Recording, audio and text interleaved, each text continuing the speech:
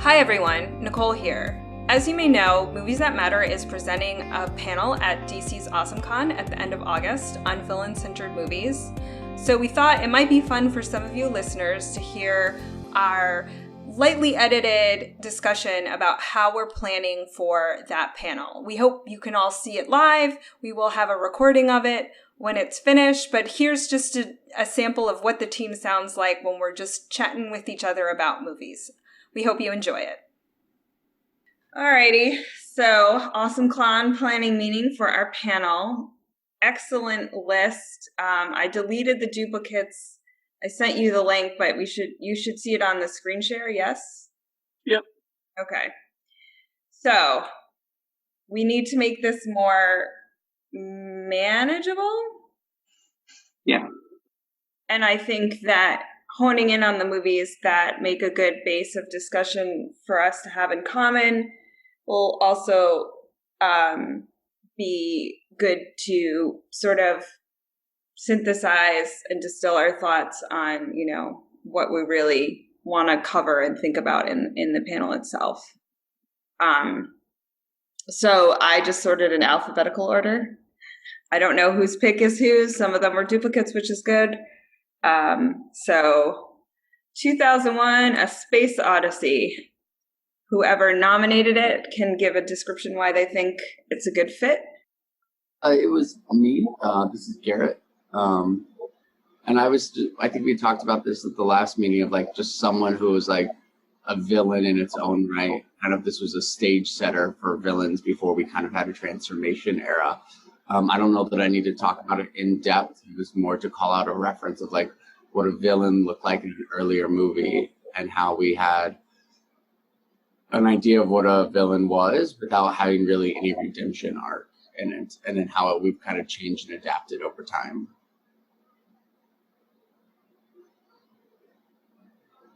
Thoughts? Yeah, I think it would work for some setup. So I guess I thought, because for 2001, we're talking about Hal, right? Yeah. So I wasn't sure if I thought this list was movies where the villain was the protagonist or the main character, I guess, or one of those. And I guess I wouldn't think of 2001 as that, but I agree that it could be mentioned as a part of an intro discussion or something without it being one of the more in-depth movies. Yeah, I included in the list a lot of movies that maybe needed a call out for referencing, not necessarily to be the focus of the topic. All right. I'll put that, I made a note of that. Amadeus. Yes. I just wanted to show it from the villain's point of view and his justification for completely destroying a wonderful artist. And I think it was just a great job of not justifying his actions, but understanding why he would do such a thing, even though we could never imagine being so evil. So I thought that was a great example of easy of a villain with no redemptive arc. So, yeah, and just being satisfied for what they did. Okay. Anyone else? Crickets. I've never seen it. Okay. It's a good film. Oscar winner, right? Yes. Yeah. 1984, though, so it's definitely an oldie. Yeah. All right. Well, it's not spurring a lot of discussion. We'll come back to it. American Psycho. Oh, that's me again. I thought it was an interesting take on a villain who he's the protagonist, was the whole movie is about him being a villain, but then it's kind of left up to subjugation whether it's happening or not. You know what I mean? I've always found it's one of the most fascinating movies. But he was a guy who looked like a very nice person on the outside, but was actually a villain on the inside. And so I thought it was a nice contrast to be like, you typically see villains on the outside, you know, and they don't look like good people and whatnot. And how this is an example of someone who is by all means, a very nice white looking guy. And that was in quotes if you couldn't see. But how he actually turned out to be a villain and just was like absolutely insane. And doesn't he kind of represent the like sort of the toxic, selfish aspects of hyper capitalism in the 80s? Yes. Yeah. And you can also talk about, and not just the capitalism, but also the toxic masculinity and roles that you play, of how you assert dominance between different groups. So.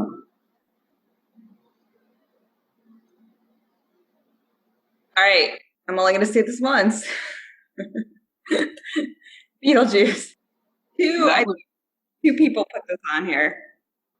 Maybe you should say it again, just to count them both. Not falling into that trap. All right, I don't know who it was. Someone chime in. I haven't seen it. Oh my gosh. Wow. I haven't either. Wow. So it's Christopher and Garrett, I'm guessing, who both nominated this movie. Yeah, and Beetlejuice it's Michael Keaton. I mean, you could go for the portrayal that it might be a reference because he's not really, I'm not sure if he's the main character or not, but they do show it from different perspectives. I guess the couple would be the main character, right? So Gina Davis and Alec Baldwin, right? So I guess there would be maybe more of a reference, but just showing the villain being so fun. And an example, I could see this being a reference material. Okay. Yeah, I also thought that like it was a nice call out to be like, here's a villain we all kind of like love and who's kooky, but is really doing some terrible things. What? He's trying to force a marriage of a 16-year-old girl? Yeah. That's horrible? Jeepers. Please, sarcasm. Is that the plot? No. One of the plots. One of the plots. It's he haunts a house. That's part of his whole like gig. But in that, he's a villain haunting a house, trying to help people. So, like, again, we see this kind of nice little reference to, like, villains are not what they look like once we actually get to know them. Mm-hmm. And just because he's doing terrible things for a good outcome, does that make him a villain, or does that make him more of a, like, anti-hero? So. It's complicated.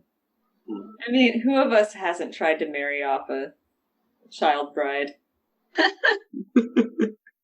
Yeah, so one of the things I think is interesting about the Beetlejuice is for the basic plot line, you know, it's this couple and they need help, and everyone's like, I mean, if you really, really are that desperate, you can call him, but he's definitely a bad guy and everybody knows it. But again, it kind of gives you that line of like, are there benefits to being a villain? Like, are there things that they can do that sometimes maybe you just need? Right. I think that's you see that story repeated again and again, that sometimes you just need a bad person to help with a bad person to do stuff. Right.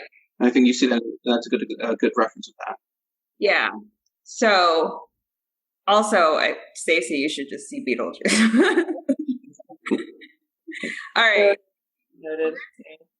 Birds of Prey. So a few people had it. I think we've all seen it, right? All right. So everyone's seen it. I think it's definitely a main movie candidate for our discussion. Just how recent it is, and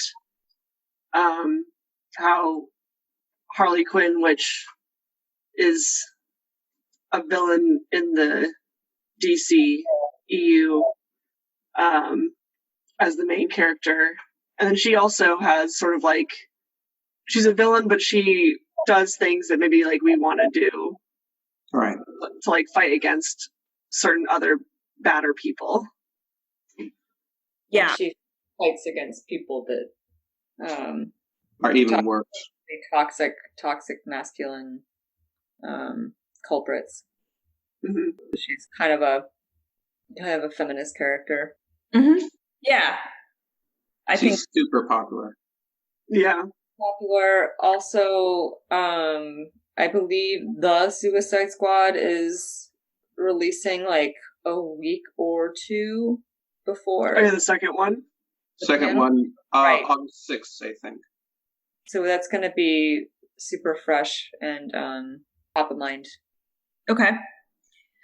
All right. So we have 2 Coen Brothers movies on here at least. Right. So we have Blood Simple and No Country for Old Men. I'm thinking in their pantheon there could be a few more. They like a villain. Yeah, they do. So I would sort of say we don't need to think about both.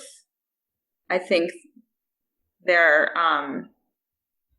from like a director point of view or like taking a step back of just individual movies. Like I said, I think their work really likes to explore villainy.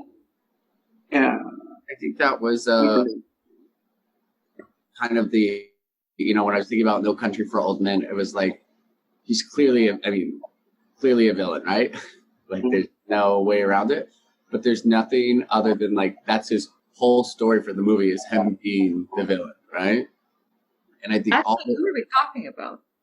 No Country Well, for there's 2 characters in No Country for Old Men. But you're Right, talking about Sugar, right? Or are we talking about Josh Brolin? That's the character's name. I can't remember it. No, I think he's talking about Sugar, which is, yeah. But I think I agree with Nicole. It was more thematic. Like there are some directors that just put good villains out, and there's no controversy of what this villain is. It's that they do this, and this is their whole theme when they produce movies is to do a villain within a villain. Yeah, I think I agree with Nicole. I agree with Garrett and Nicole about Coen Brothers in general. I think we needed examples from No Country for Old Men and Blood Simple because I suggested Blood Simple because just about every character, every POV character is a villain in different ways. Someone becomes one because of his love. He buries a man alive, but everyone is just about a bad person in that, and the justifications or the reasons behind it. Yeah. I mean, but we don't have to talk about the story because I think we just talk about the Coens in general. Yeah. I also think Blood Simple might be their least well known. It's the first one, so yeah. So I'm gonna say Coen Brothers. We'll put that next to No Country for Old Men. Blood Simple's great though. Bonnie and Clyde. I thought that would just be a classic. But I'm not sure if everyone has seen the movie, so we probably don't. We just might use it as a reference. So, again, I think when I look across the list about what kinds of movies everyone chose, so we had serial killers as the main character. We have criminals. So Bonnie and Clyde, Godfather. Oh, Natural Born Killers is another Serial killer. Yeah. Lady killers, are they also serial killers? They're criminals. Okay, Usual Suspects. Criminals, yeah. Right. So What have they done, criminals? In the crime criminals genre, I think with that lens, where does that put us with Bonnie and Clyde? Has anyone seen Bonnie and Clyde? Okay. I've seen parts of it. Okay. I haven't seen it. Okay. All right, moving on. Cruella. I think it's just a must. It's too recent. Yeah. Well, one thing I think that at least I saw when looking at a lot of our lists is that I think I mean, and this could either be a whatever thing or a bad thing, but I think there's a lot of, but I guess it works for AwesomeCon, but like there's a lot, like there's Birds of Prey, Suicide Squad, Maleficent, Cruella. It's a lot of like Disney Marvel, which I think works for AwesomeCon, but I don't know if it's a bad thing to have so much from sort of a similar genre type thing, or place of coming from. Yeah, but I think that's part of the discussion too. Or why are these companies who are like big names only wanting to start doing villain movies now? Like, what is their obsession with it as well? Money, and like you have the nostalgia factor that a known property, and I can make money off this known property by taking spinning it somewhere. So yeah, I think that's a good discussion. Yeah, I think all those should be included. And I agree that would be a good discussion. Oh, and then Joker too is sort of in the superhero. Yeah, I think genre. Like I don't know. I mean, I could see the. Yeah, I agree with you that we should definitely have,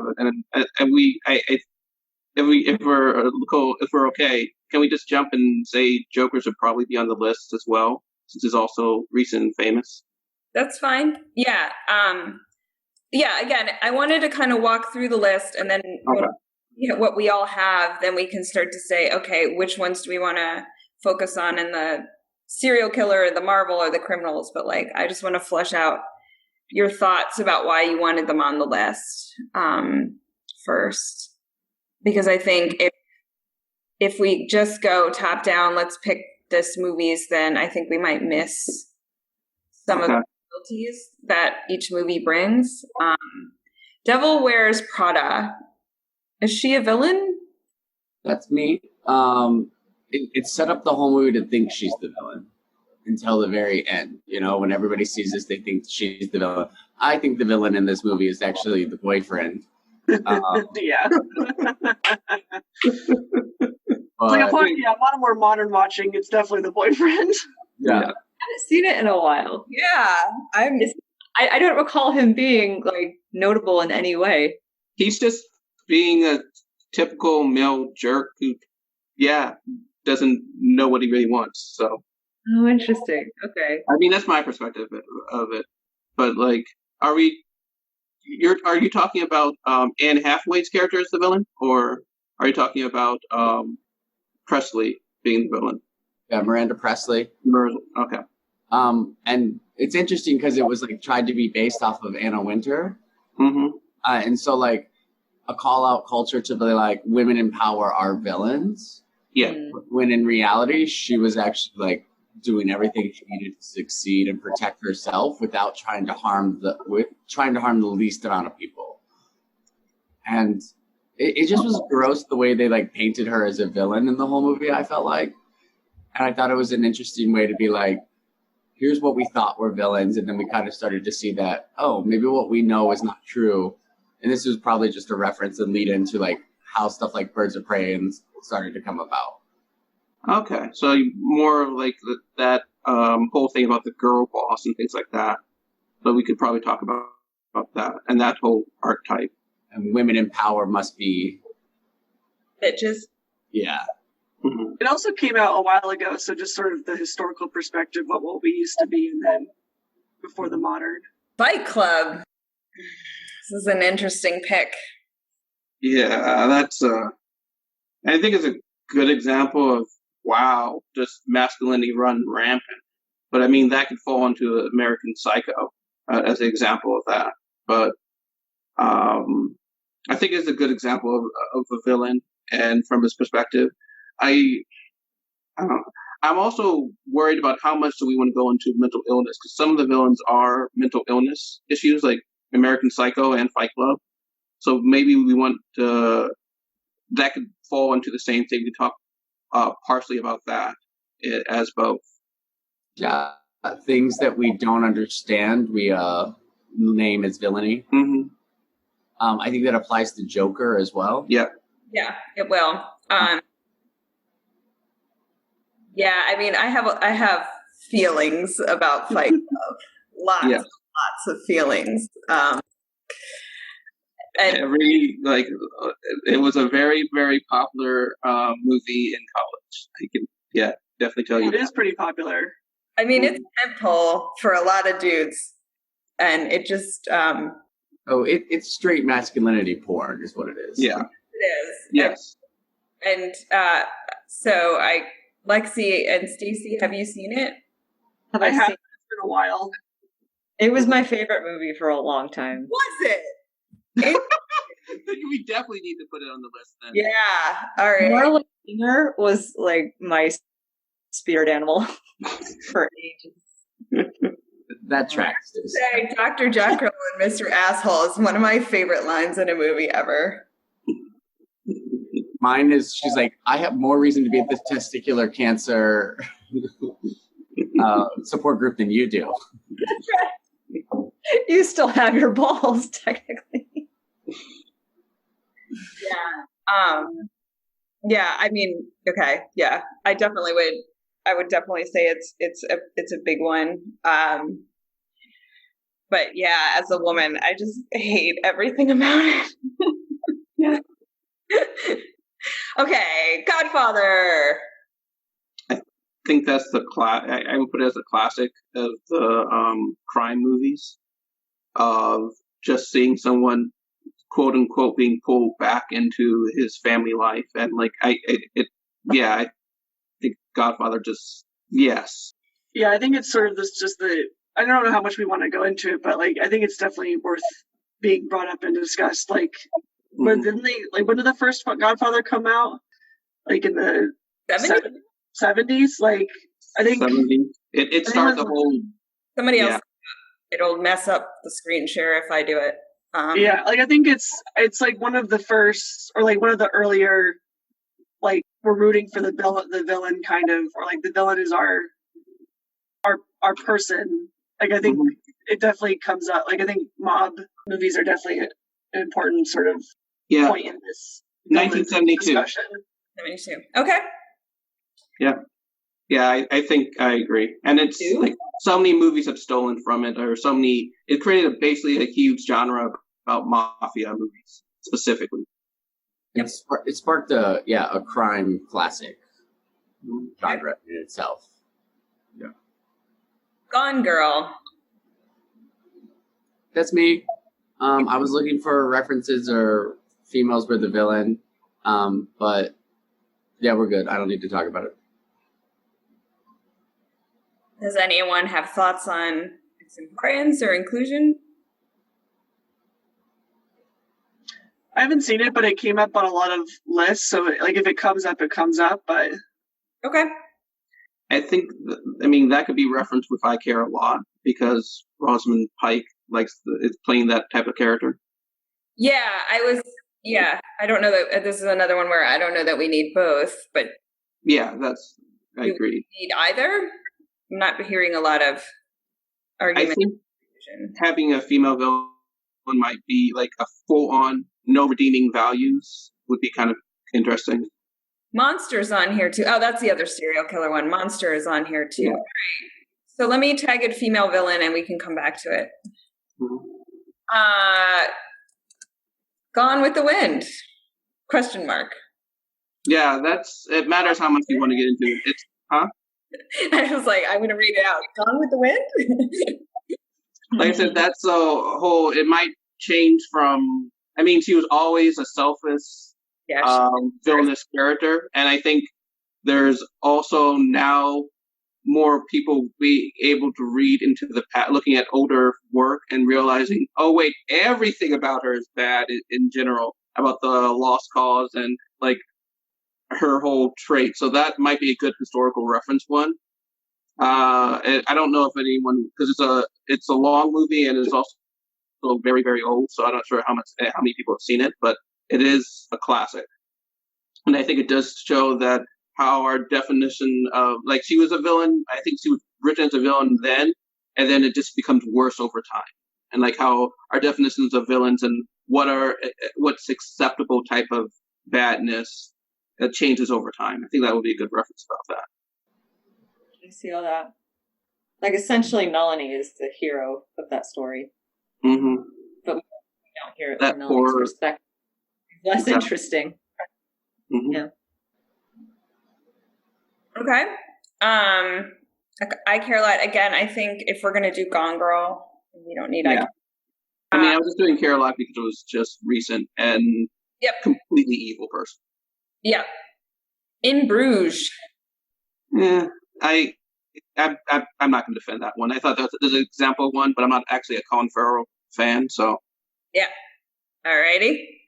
Judas and the Black Messiah. I didn't see it to know if Judas is the main character. I assume yes. Yes. So he's the main character, Lakeith Stanfield. It's mostly written from his perspective, and it's recent, and it talks about, I think no group is hated as much as a traitor, and I think that's a good conversation, because there's been a few movies about traitors, and I think especially I think it's relevant to the time as well.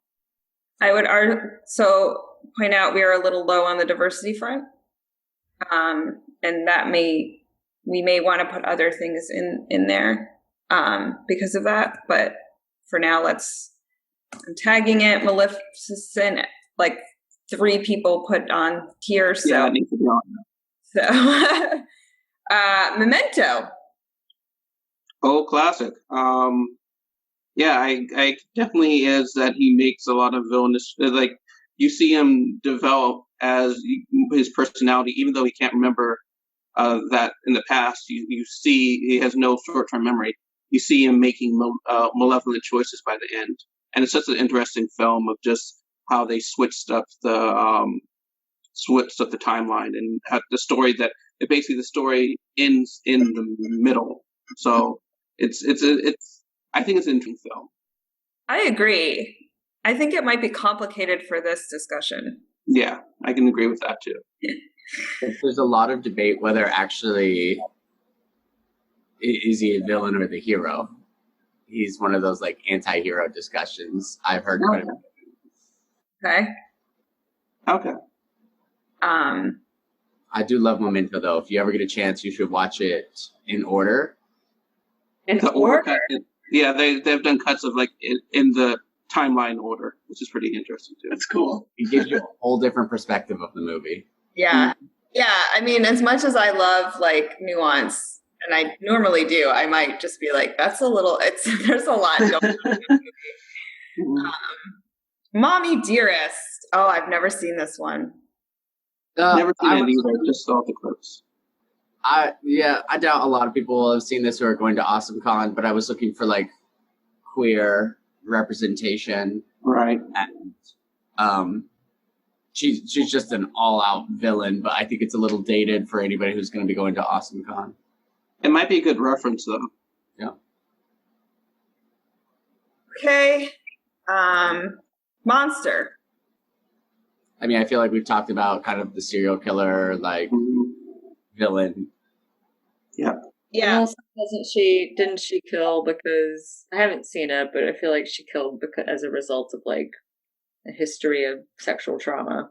Yeah. Right. And like I was gonna say it's a nice tie-in to kind of like not Suicide Squad, Birds of Prey, where women are tired of being treated less than and take back their own power in whatever way they can. Right. Yeah. It's also just another thing. It's just basically like reaching the end of the rope and deciding that we're going to take our power back. I agree with that.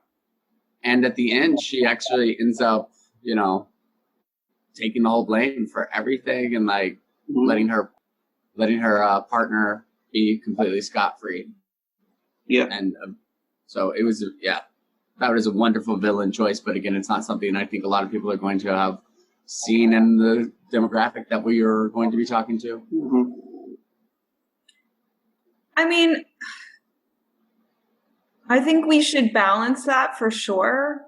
But I also hope, I said this to Christopher about like a younger audience, and I'm like, I hope we get some like 16-year-old film nerd who like is making their way through the AFI list, and is just really excited to hear people talk about a classic film or give a sense of film history. So I haven't been to AwesomeCon and I don't know the demographic, but I sort of hold out hope that there's a few of those people sprinkled in.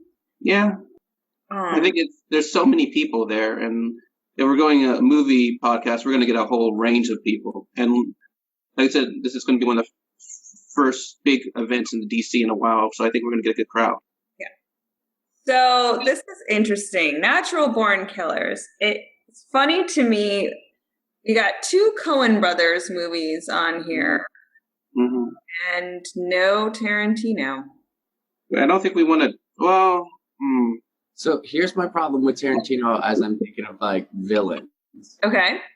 No one in a Tarantino movie is actually a villain. They are all anti-heroes? Characters. I don't even know if they're anti-heroes. I think they're just characters who have vengeance. Does that make them a villain? I mean, yeah, I would say no. Reservoir Dogs. Yeah. Yeah, Okay, they're all bad people. Pulp Fiction. Most of them are criminals and murderers. Like, we have more people who are less murderers, but this is that conversation about what makes us you know what I mean? I'm not disagreeing that they're bad people. But are they just bad people because, like, this is their job and this is what they do? Does that make someone a villain? Or, like, they didn't ever really, I feel like, go out of their way. Reservoir Dogs excluded. The rest of the Quentin Tarantino movies are kind of just like, people are messed up and here's what's happening. I mean, well, I don't know. What about Once Upon a Time in Hollywood?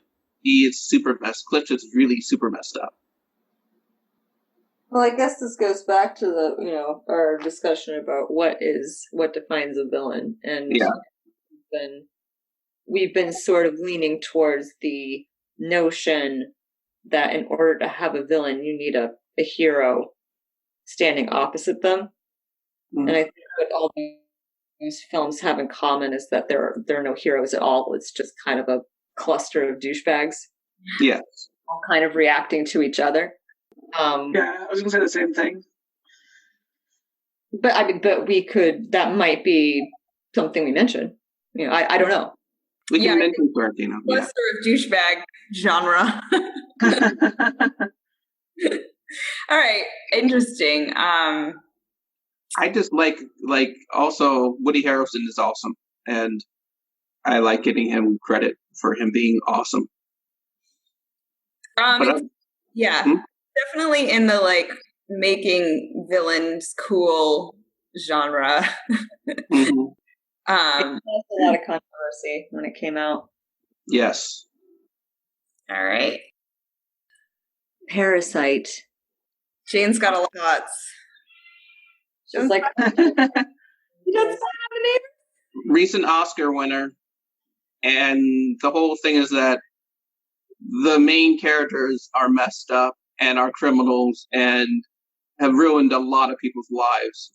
Even though they say that they ruined a lot of people's lives as a way of trying to benefit themselves, and it's a great commentary on what makes someone a bad person, or what is they're not allowed. I like the whole line is that, oh, they're so nice. Well, are they nice because they never had to work for it? Because they were so rich, they never had to be bad. And I love that line and the feel of the movie.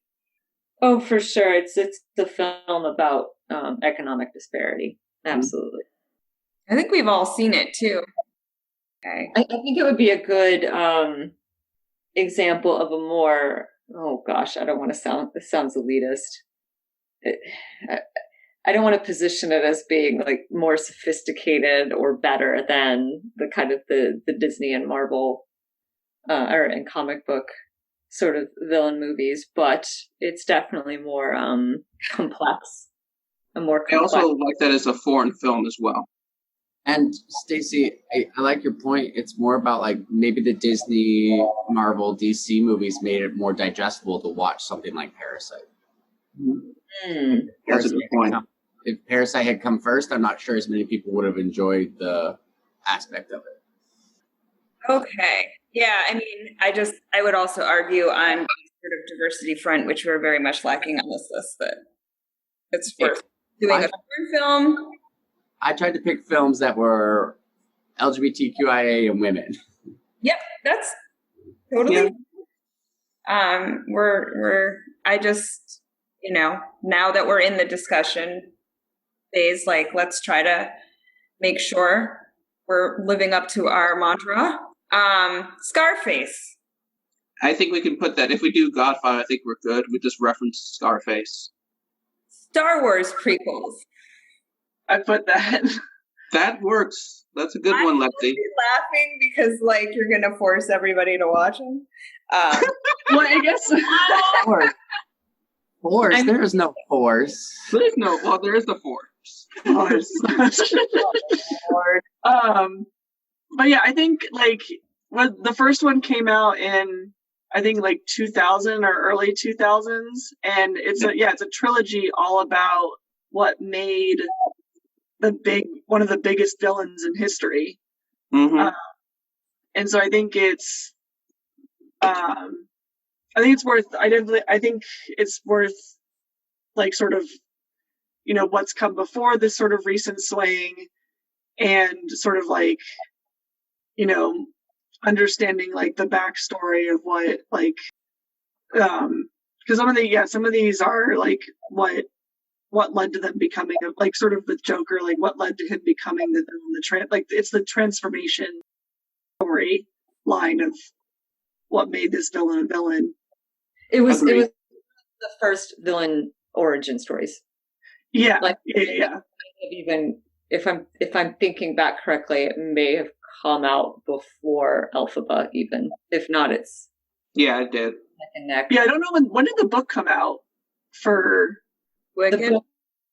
The book may have been released first, but even that, I remember that being on bookshelves and like a year or two after Phantom Menace. So it could actually. So it was, the novel came out in 1995, Wicked, but I would say the musical is where I think it got the most famous from. So I would still say Star Wars prequel of taking a villain and finding out how he makes it tick. I think that's a great example of one. Sure.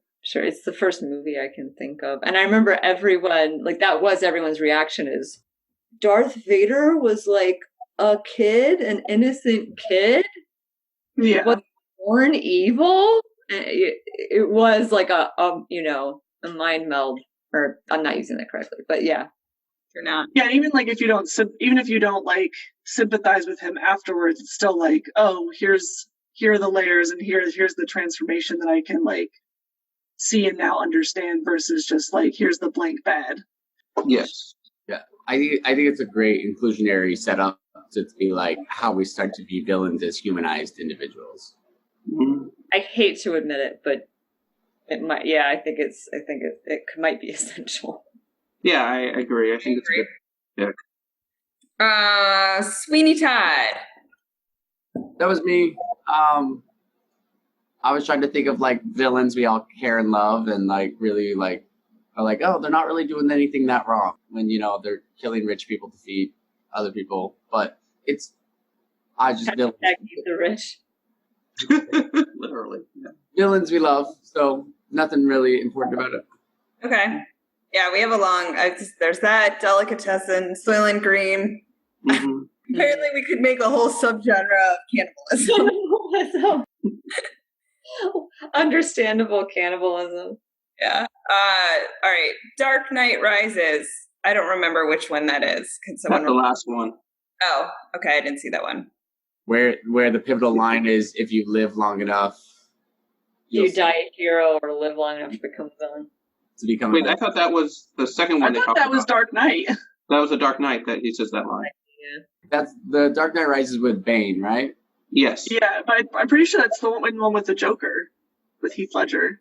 Yeah, it's the one that he says that line first comes out. That's when the DA says that line.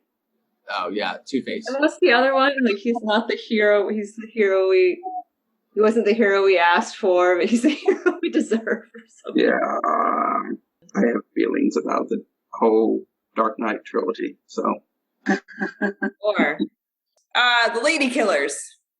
Yeah, we can. It's a comedy, but it's an old. We can just reference it or anything. I'm not going to push it.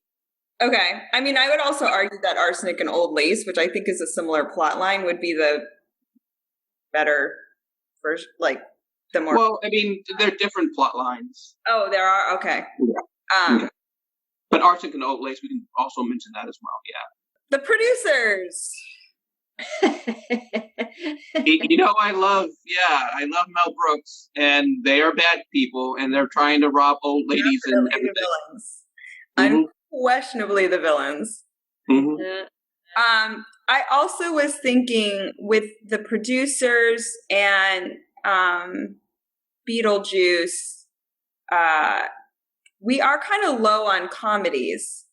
Mhm. So argue for inclusion a couple comedies, and also Yeah, The Lady Killers was a comedy, but we can just mention it. I don't think enough people have seen it. Even the new one, they remade it with Marlon Wayans and Tom Hanks, which was great, but no one liked it. I want to be clear: we are talking about the Gene Wilder version, except no substitutions. Agreed. Of course. Gosh, just not a Nathan Lane fan. Oh, I also think Gene Wilder as a comedian is like unparalleled. The Usual Suspects. I mean, That might be a classic. cluster of douchebag thing. Yeah, If we could, I would like to stay away from Kevin Spacey movies. yeah. I can also understand that too. All right. The Wild Bunch. Classic. The Wild Bunch was shocking to the public when it came out. It was rated X or something when it first came out, as it was the first movie to have like exploding blood packets. Squibs. Yeah. And people were vomiting in the theaters. Oh my gosh. Yeah. And then on top of that, it was about a bunch of like most Westerns. Obviously, I will not go into this too deeply, but usually a white and a black hat. And this one was just, everyone was awful. But then they do and this is what I was getting at. We need to, I think, reference this and or Dirty Dozen. Yes. Yeah. Same movie. Like a bunch of real bad dudes that we all agree at the beginning are awful, awful, awful. But they're given, there's a redemption arc, right? They're given a mission to do something good, and they do all actually sacrifice themselves to make this thing happen.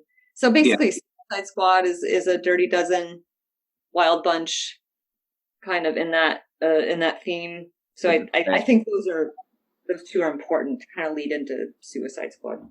And I agree with Stacey, because like we going to the old classic westerns, and like I said, it was so shocking at the time. I think it's pivotal about that whole. You can talk about, if you want to talk about Tarantino, that he was definitely driven from a lot of those old westerns, and Sam Peckinpah. And Peckinpah. What's the other one that Tarantino redid? Inglourious Bastards was in that same genre. Yeah. Okay. The Witches. Oh. And we're talking about, I see both original and remake. Okay. Especially scared the living F out of me as a kid. Like, whew. Even for Roald Dahl, that one was scary. So I could see this as a good reference for evil villains that are just wonderful. But like, they're not the main protagonists though. But they're just interesting villains that we love, especially when you have great characters. If we want to just like memorable villains that elevate a movie, she's a good reference for that. Okay. And that's why I think the remake is so important, because the villains were so good. We wanted to see them again. Mm-hmm. And, we remade it and it was more palpable for generations to watch a newer movie. But I think it's just an example of like, here's just an all-out, really good villain. I agree, they're not the protagonist, but it's like, we remade it, and recently people have been reintroduced to a good villain and know what it is to kind of have that to draw from, and then contrast that to watching Cruella, where it's harder to tell, is this about the villain or is this about her story? Right. And like Cruella, she doesn't really do anything. She doesn't go over the line that makes her a full-on villain, at least in my opinion. And that, like, which is, she evil. And like, that's what, like you said, Ursula or any of the great villains, Scar, you just need a pure evil person who's having fun being super evil. Bad to the bone. Yeah. X-Men First Class. I was thinking, especially for AwesomeCon, this is like the real development of the villain. I mean, this is the story that tells how the villains came to be, and they were the heroes and then turned into the villains by circumstance. I thought it was just a really nice way to kind of like explore the original villainy and how villainy kind of upstarts into they don't consider themselves villains because they're doing what they want to protect people. But at what point do you stop losing sight of your true main objective and you become the villain? This is the Batman trope, like, you know. And I've always thought Magneto was an interesting. Yeah, everyone loves Magneto. He's awesome. He's Magneto was right. Sorry? What's the Sorry, name? Like perfection. The Magneto was right trope. I think you can see people with shirts with that on. At least that was a thing for a little while. We have Magneto was right shirts. Sure. He's basically the precursor to Killmonger, right? Oh, no. You don't think so? Oh, No. There's lots of alternate timelines with Magneto where he built the Brotherhood and mutants actually ended up helping the world instead of hurting it. Yeah. Because then they became their own X-Men. It's fascinating. Like the Brotherhood became like, mutants are celebrated. We need to be our own people. And then they became their own country. And then like, there's lots of alternate timeline comics about it. It's really cool. Yeah. They end up basically becoming the X-Men themselves and like protecting the world. It matters. I can see what you say about, you can see the connection between him and Killmonger. But like, I think there's more history of Magneto shaping versus we never got to see what Killmonger could have done. And I'm always questionable because I consider him to be, he's a sympathetic villain, but I consider Killmonger to be a villain. And but his whole goal wasn't unification. It was more burn everything down. I see that. I guess I see Stacey's point too of that both of them come out of a sense of historical oppression and genocide, right? You taking care of your own has to be your first priority, right? Like, isn't Killmonger's whole thing like, how could you just sit here in Wakanda and live on your own and not use all of this to protect diaspora, right? Like, your job is to take care of the rest, like, to use what you have to take care of the rest of us. But I agree but I think unlike Magneto, Killmonger isn't trying to help the diaspora. He is planning to burn everything down. At least that's the impression I get from it. Alrighty. So I think we have a good list and a good, I would say, what's the word? So it's like we can again start to categorize like where we want to put these movies and have like some sort of like historical pick and some sort of more recent trend pick. So let me look at the recent ones that we all agree we need to talk about. And recent is going to be a term of art, I think, here, right? And then we can decide where the history on that one comes from. So that's a good way to start. Now let's get the recent wave selections ironed out. Okay. Cruella, Maleficent. Yeah. Parasite. Mm-hmm. Joker. Parasite. Judas. Right, Yeah. Judas White. That's all of them. Can we scroll down just in case? Yeah, only witches would maybe, but like I think that like I said that's a back. Like this is we're looking at village for that one. So. Well, I think when we talk about Maleficent, we could reference like we were used to witches type of villains, and that's what we expected Maleficent to be. Mm-hmm. So I think it's a good reference for Maleficent, especially because like she is a witch and she is like this idealized version that witches are always bad. Right. How do we feel about Gone Girl on this recent list? I feel like people talk about it and it's in the popular culture as like, but It's recent. I could be wrong. I love Gone Girl, and I think she's like one of the epitome of villains. Like, she's, and I don't know if you want to say it plays under mental illness, because I would say she's a sociopath, but Yeah, we could put it as recent because it's 2014, which is 7 years, which is still in our recent category. Oh yeah, for sure. I feel like Gone Girl and Monster we are good to touch on as like the less fantastical examples. Yeah, that's a good example. What about X-Men? I mean, it's 2011 for First Class. I feel like it's on the border of recent, but I wouldn't call it a classic. Yeah, I think anything before, if it's within the last 20 years is recent to me, and I'm an old man, so I'm gonna go with that. Yeah, I think it would go last 10, but there are a fair amount of like, I feel like mid 2000 to 2010. That's kind of like this weird mid period. Yeah, and Fight Club is one of those. Yeah, 2000, early 2000s. I think American Psycho is as well. My cutoff is George W. Bush administration. Yeah, Fight Club was 1999, and oh, that's good. I guess I'm not thinking. My cutoff isn't necessarily like the specific year it came out as much as it's like, do people still reference it? Do people still talk about it? I mean, and I realize that could be a classic film like The Godfather as well. That would make Godfather recent. But I just feel like some of like with Fight Club, like people still talk about Fight Club. It's a classic, yeah. Yeah, it's a classic. I would put it as a classic. Okay. I think you could talk about Joker and Fight Club in the same sequence. Like, yeah, Joker, Fight Club, and American Psycho are all kind of tied into each other. Okay. I don't know if anyone watches TikTok, but sometimes people create. I'm just kidding.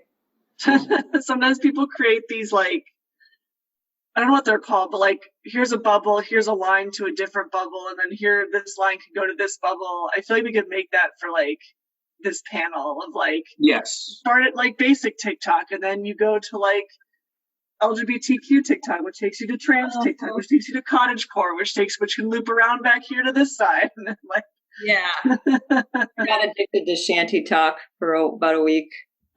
yeah, or like there's bisexual pirate TikTok. are you serious? Yeah, no, I like that. So I think I'm going to separate Birds of Prey and Suicide Squad on this one. Interesting. Okay. Interesting. Okay. And I will tell you why. I think, well, maybe we don't need to. Tell me more. Tell me more. Well, I was thinking, like, do we want to put Birds of Prey and give her like a bunch of like? Yeah, I'm going to separate them. I think they're different. I think the female protagonist really. Yeah, and I think Birds of Prey came out of the popularity of Suicide Squad and the popularity of the Harley Quinn character, but I think they are go to different stuff. I mean, if we need to talk about them each more, I'm for it.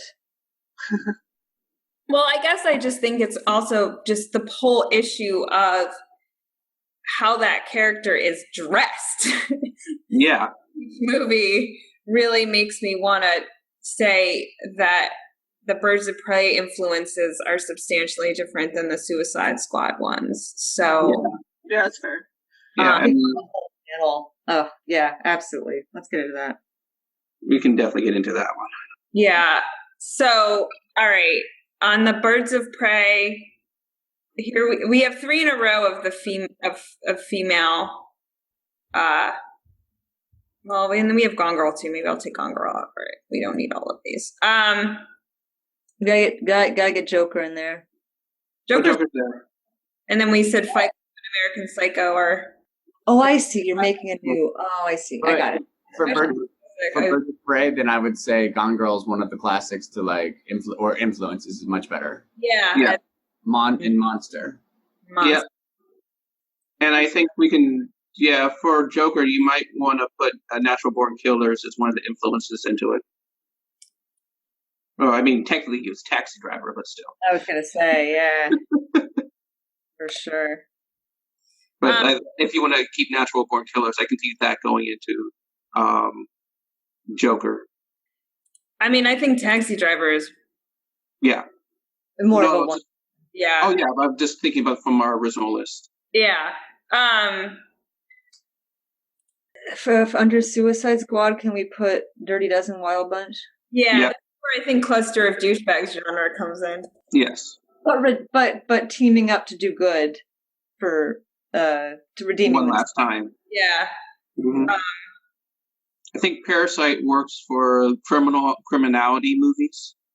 So here's what's interesting. So producers would probably fall with Parasite because they're both kind of come. Yeah, they're con men. I see that. Yeah. I was gonna say I would almost put American Psycho in this one as well in terms of its commentary on capitalism and that can also work too. Plus a whole bunch of Korean movies I probably haven't seen, but you know. So many knives. So many knives. Yeah. So I think for Corella, lovable characters like Beetlejuice. Okay. We had another one. Like Gone with the Wind can go into Corella. Villains. I was initially thinking, I haven't seen it, but I was like, that's where Mommy Dearest might fit too. Mommy Dearest would go under Corella for sure. Yeah. I love that Gone with the Wind connection. Maleficent, we have like witches. Yeah, witches. Can I just think Wicked? I mean, Beetlejuice can kind of go into witches as well. Beetlejuice. Wicked would also be a level. Yeah. I think Wicked was a strong influence on this one. I mean, it's the influence. I think we can feel good about mentioning it because I think it got greenlit. Mm-hmm. Well, also for Cruella, maybe not in theme so much, but I feel like Cruella was made possible by the success of Maleficent, especially with they're both being Disney properties. I agree. Agreed. Even if Maleficent is also a recent one. And I feel like Birds of Prey actually has a lot to owe to Maleficent too. That kind of started this film. Oh, maybe. Yeah. I was gonna say Cruella feels like capitalizing on Birds of Prey, on Harley Quinn. Okay. Yeah, that's why I changed it to influences and not classic. Yeah, that's a good call. X-Men and Star Wars would be good to talk about together. How the journey of becoming a villain. Mm-hmm. Or and the Star Wars sequels, the X-Men. Prequels. Or I think Garrett was saying Star Wars for X-Men, or maybe I misheard. I think Star Wars should go under X-Men. Okay. But I haven't seen Maleficent, so maybe it can be both. Yeah, I think it could be both because I think we have American Psycho as two places as well. Yeah, so it can be both. Star Wars everywhere. Can you scroll back over? Mm-hmm. Thank you. And like you said, Lexi, it's not obviously it's like this. It's not, Yeah, it's like here, there. I also think this brings up an interesting point about Judas and the Black Messiah. Is that we may not be getting to a movie where we're willing to want to talk about villains and diversity at the same time. Wait, what? Again? Can you expand upon that? Sure. Almost all of our villain movies are white appearing individuals. Mm-hmm. And I don't know if we're ready to have a conversation about people are wanting to make sure that they're not stepping on toes and calling, any people of color and stuff a villain, and making sure that they're trying to be odd part of this culture where they're we're not trying to assign blame and villainy to people of color. And I think it's just interesting that looking at this list now, I'm oh, interesting. almost every person in these villain type movies are white appearing. Yeah. I love that. I love that, Garrett. Yeah, it's I will.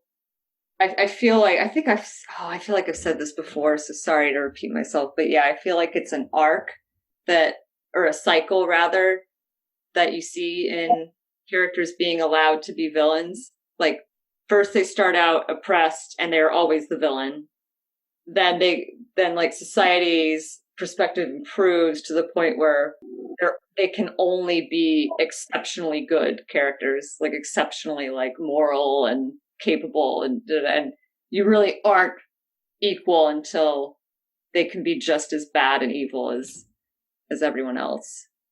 Yeah, I can definitely see that, because you can see that with like gay coding, and first like gay characters villains were coded as gay, and then we finally got to a point that we can actually have a full-fledged gay villain and not be getting any redeeming values in I Care a Lot. Gay people can be villains now too. I'm not even sure if we're there. I feel like with I Care a Lot there was like criticism. Like, there was a lot of criticism. Oh, they made a gay character evil, right? Yeah. And like, what does that say? And it's, well, you know, that they're finally maybe becoming, you know, entering a space where they get to be villains. I don't know. Maybe not. Maybe we're not there yet. Yeah, that's also a good point, because like it did get. I was surprised by all the blowback against it. They said, yeah, she's just a straight on villain. That's okay. That's a good thing. But like, because like there's definitely a history. I think it goes into cycles, because we had that whole in the 90s. There was a whole range of black villains, especially with black crime genres, kind of in the whole black crime genres, and like New Jack City would be a good example of one. I was thinking of Dead Presidents, and there's another one. And I am there's a lot. Yeah. There's a lot, especially when we had the whole "you're a rapper, therefore we'll give you a movie" right. Yep. time frame. So in the 90s and the early 2000s. So, but like it matters of, like I said, it's basically those crime movies. I think Judas is a good example of villains, a villain and going into the mindset of a traitor. We've seen that in a couple of times. They've done movies about Benedict Arnold and other famous traitors or spies, but it's one of those interesting ones that it's always hard to get into, because that's a hard role for people to do. Yeah. I think I was thinking for Judas, I was thinking widows. No. And widows for the time frame. And that because widows did so well, I could see that. And I was thinking, and I haven't seen Judas, so it's really hard for me to say what its influences are is the problem. Mm-hmm. So we might want to circle back to this, because if people haven't seen it yet, it's going to be hard to know what the movie's influences were. But I was thinking of Wall Street. I was thinking of Wall Street. Of Judas is wait. One of the influences was as Wall Street, right? I mean, that's what it's about. He has to betray. Now he's the good guy in Wall Street. Oh, okay. You're talking about him portraying Gordon Gekko. Sorry. Yeah. Yes. And but I haven't seen the movie, so it's hard. I think that might be. I don't know who's seen Judas. Am I the only one who's seen Judas? You might be. I haven't seen it. Garrett has. If I understand the plot, I think the closer parallel would be, and sorry, Christopher, I'm going to rely on you here. Mm-hmm. Sean Connery is a federal plant in a coal mining town, and he turns in. Oh, no, he is the one that's betrayed. You're going to have to watch it. Okay. All right. Like I said, we can circle back on that when more of us have seen it. So this is a pretty good list. I would say I'll send it around. I think please see all the recent ones. Is that fair? If you haven't already? Okay. All right. Bye, everybody. Bye, everybody. Talk to you soon. Talk to you soon. Bye.